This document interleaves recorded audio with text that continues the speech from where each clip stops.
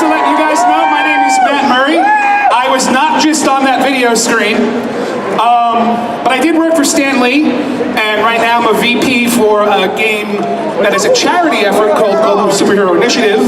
But you don't want to hear about my game, you want to hear about this one. So, panel, who are you, and what are we doing here? What's up, LA Comic-Con?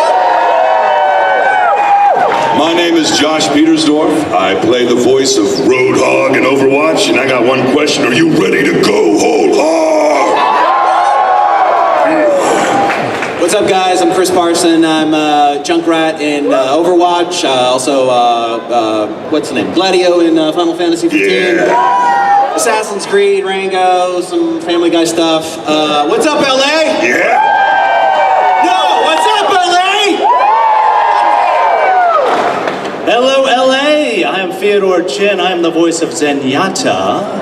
Are you ready to experience tranquility? Happy Halloween, LA! I'm Paul Nakauchi. I'm the voice of Hanzo. My aim is true. Yes. And hello, This is Topo. and that's Topo. And I am Jen Cohn, and this is my first con ever in LA. This is awesome.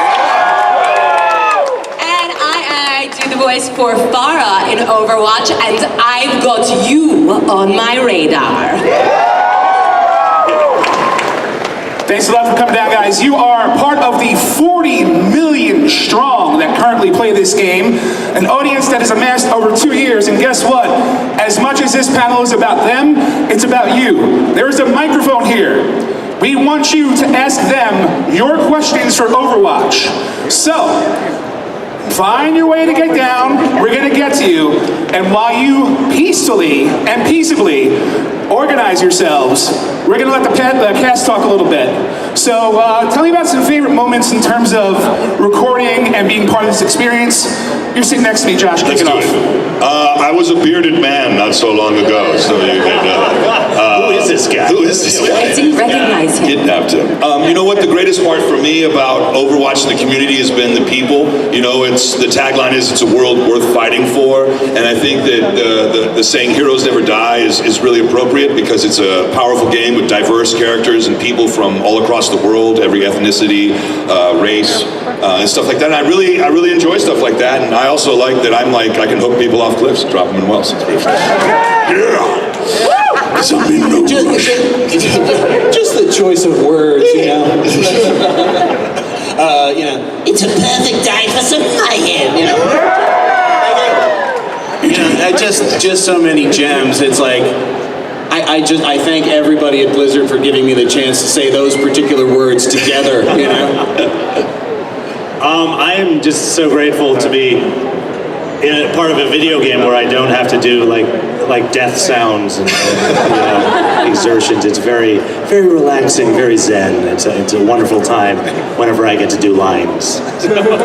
No, it's been just an amazing ride with you guys here in this game. You know, you guys are what make the game, and you have made it so popular that's the reason why we're all here. And suck it. You guys really have been the gift of this whole experience. It's been so amazing to get to meet you all, and then to also develop our Overwatch family. Yeah. I mean, we're all together. I'm so excited to be with the boys and to get to hang out with you guys here in LA. We're stoked that Jen is here too. Yeah. But let's not get it twisted. You're just as wild as we are. Oh dear God, wilder. Not much worse. Who's seen her boots? Have you seen her boots? Can we get a stride? Can we get a stride? Boots are made for walking, and that's just what they'll do. One of these days, these boots.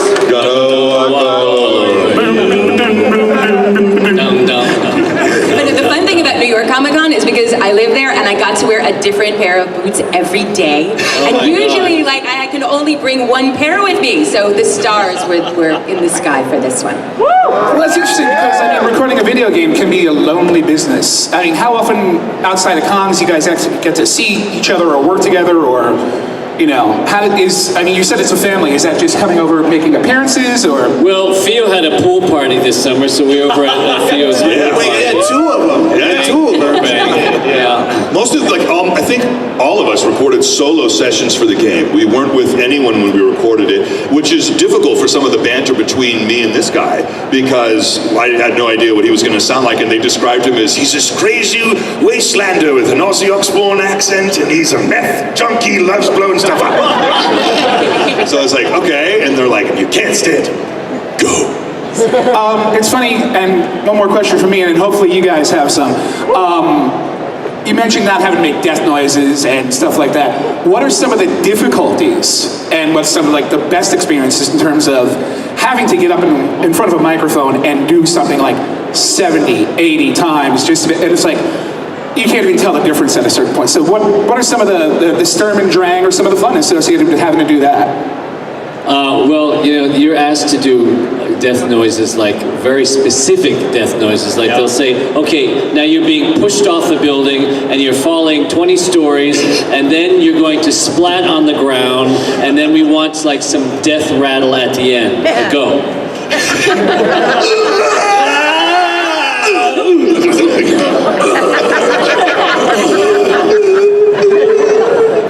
Those are the kind of directions that you get for death noises.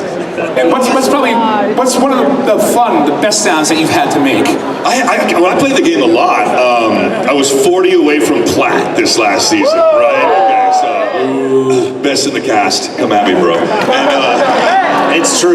But the funniest thing is when you die, I'm like, I hear stuff from Roadhog all the time. Like, where did I record that? Like,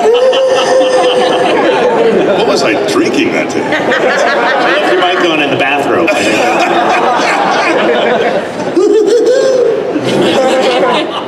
All right, we ready to go out to the crowd? You gotta step over to the mic, man. I'm gonna throw out some ground rules here.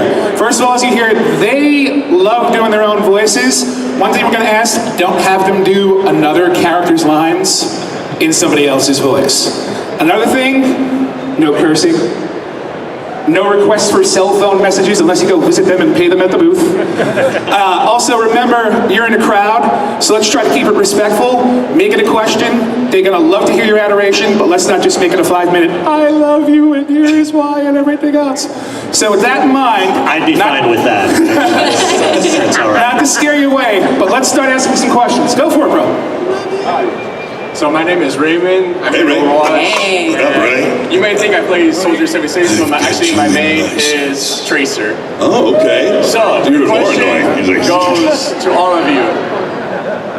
When do you guys, like how you said you play Overwatch and stuff, do you guys play your characters and go online and talk to people with your voices to Oh trick them out? yeah. Oh yeah, all the time. I'll be like in a game and I'll be in a quick play and I'm like, oh, this is Optimus Prime. And they're like, whoa. I'm like, yeah, you like that voice box? You want to hear my Winston one?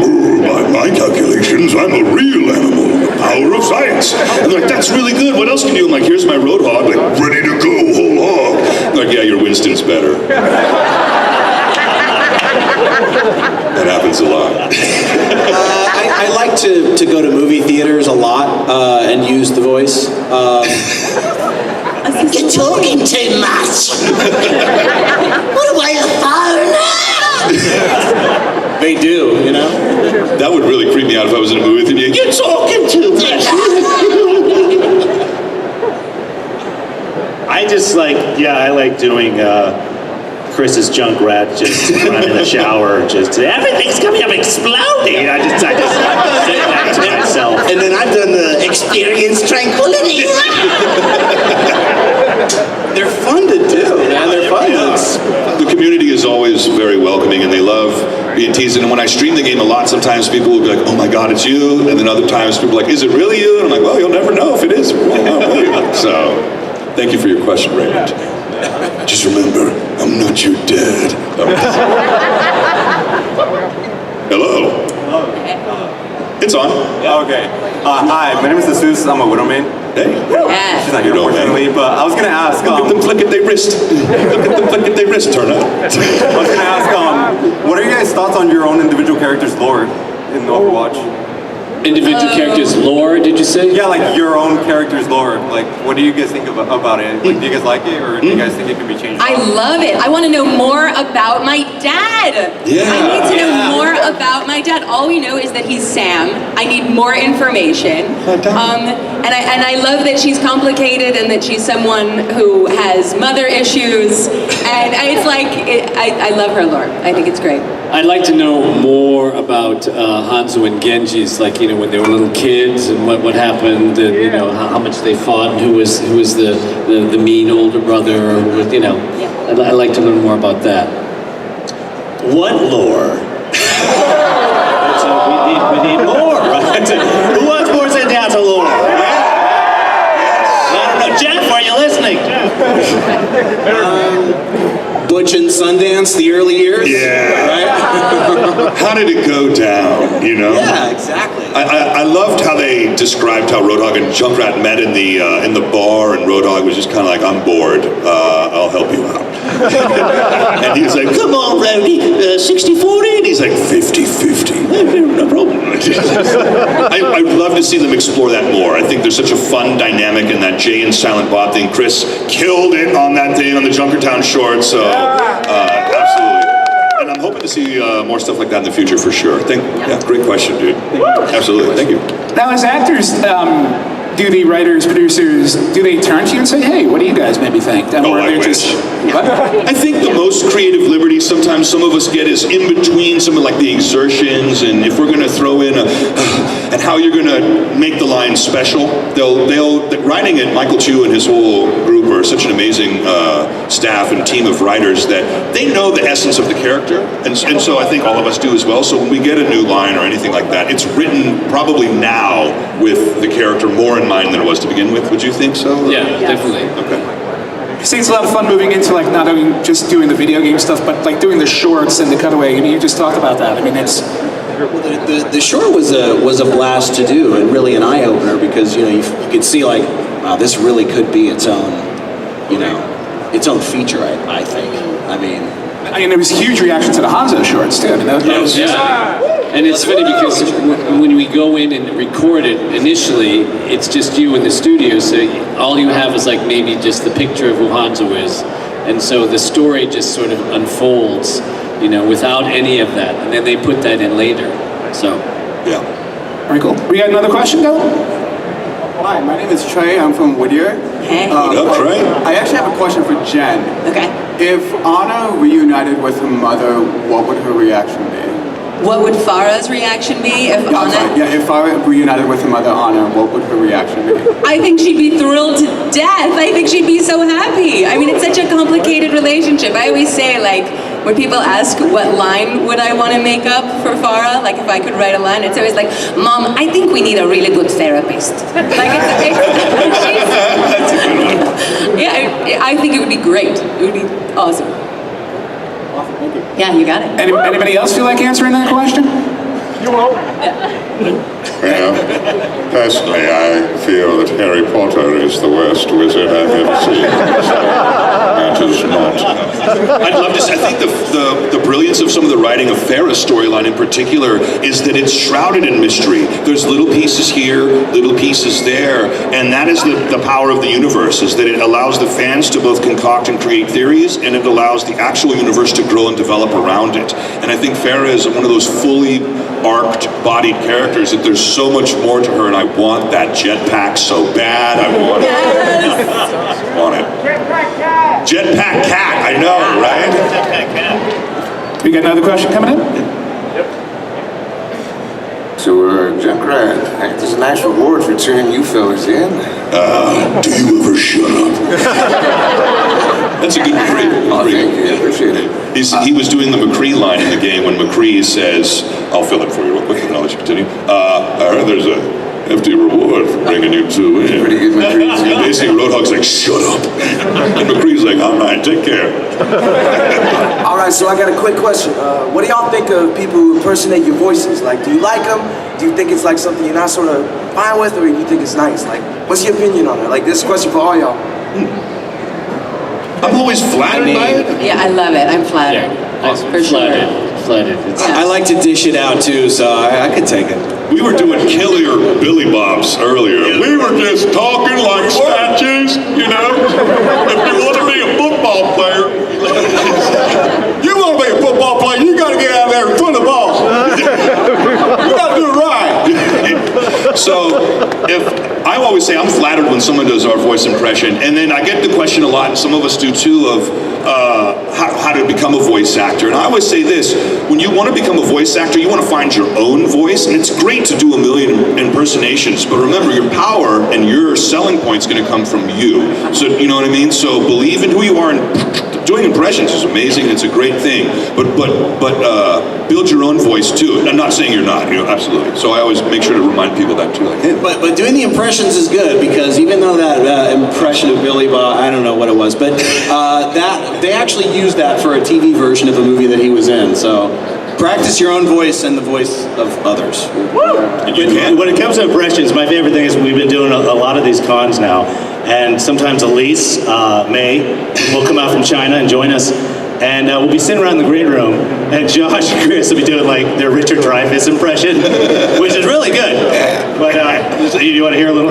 The bodies were pulled from the water. So they'll be doing this, which is cracking up. And Elise will just be like, what are they doing? I don't know what I'm sitting over here talking like this about making Jaws 40 years ago in Martha's Vineyard. I remember every moment hanging out with Steven Spielberg. Elise is just like, the shark is not working. The shark is not working.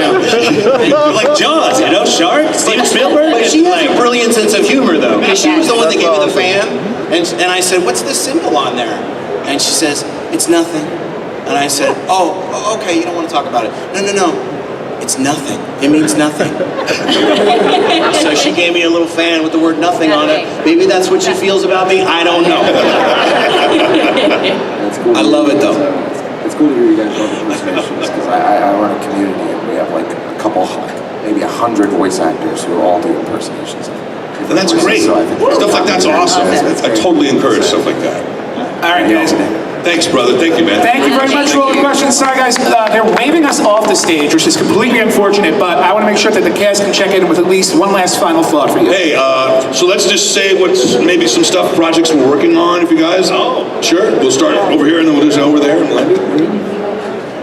Jen. I know. Oh my God. You're on the spot. I know. What else? What am I talking about?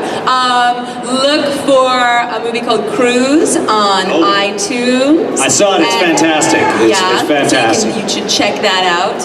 And I'm not at liberty to say the other two things that I'm working on, but you'll know soon. Awesome. So I know, but that's super fun. That's good stuff. Yeah. 2019 on Netflix is the reboot of Carmen Sandiego. Where's Carmen Sandiego? And so with Gina Rodriguez as Carmen, and I am Shadow Saw, and I'm one of the tutors at the Spy Academy. If the editing gods are good to me, you should see me on season 2 of Big Little Lies, I think next year. And there's a new show Jordan Peele executive produced. It's called Weird City. Watch for that. I think that's going to be on Facebook, or no, RedTube Premium. I'm afraid I have signed NDAs and I'm not allowed to speak about the projects that I'm working on. I'm sorry, I cannot comment further. I'm in a similar boat. It's blatantly obvious that I worked on something recently. So I'm really excited to talk about that. And then We're a Live Frontier, produced by Project Alpha, Geek and Sundry, same people who do Critical Role. We just started season 2, so that's live right now on Project Alpha with all Critical Role. Check that out. As well as I think they announced Agretsuko season 2 for next year also. Stoked. Guys, big round of applause for the cast of Overwatch.